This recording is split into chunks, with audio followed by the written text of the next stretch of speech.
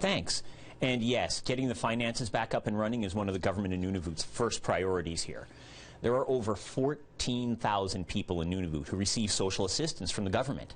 And as of right now, they're not getting their money.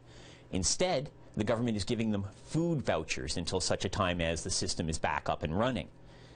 Now, then comes the government of Nunavut employees, everything from deputy ministers to teachers.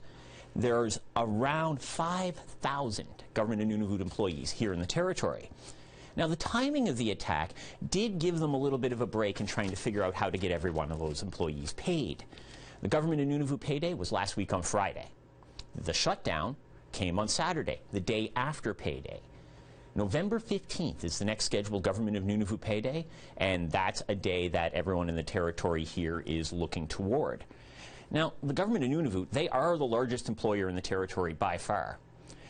So much so that if you didn't know when government of Nunavut payday was, if you lived here, it wouldn't take you very long to figure it out. Just look at the long lines at all the retail outlets. You can physically see GN payday in Nunavut communities. If payroll isn't back online by November 15th, that's a blow that would be felt territory-wide. And then you have the vendors. Vendors are people who provide either goods or services to government. Now, on a note on Nunavut Tenders, that's a website for people looking to bid on government contracts, they said to expect a delay of up to 8 days. So that's the general timeline here. Things are still running fairly smoothly throughout the rest of government. Court is open, schools are open, and the education department is confident they'll be able to get report cards out on time. For health, telehealth is unavailable, but the health department is using paper records to help continue treatment for patients who are here in the territory.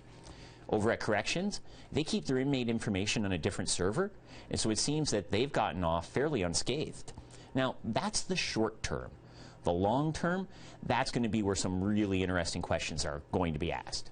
MLAs in Nunavut are going to want to know if this was preventable. They're going to want to know who or what was responsible for this shutdown. They're going to want to know, why didn't the government just pay the ransom and get this over with? And most of all, they're going to want to make sure that this can never happen again. Back to you in Winnipeg.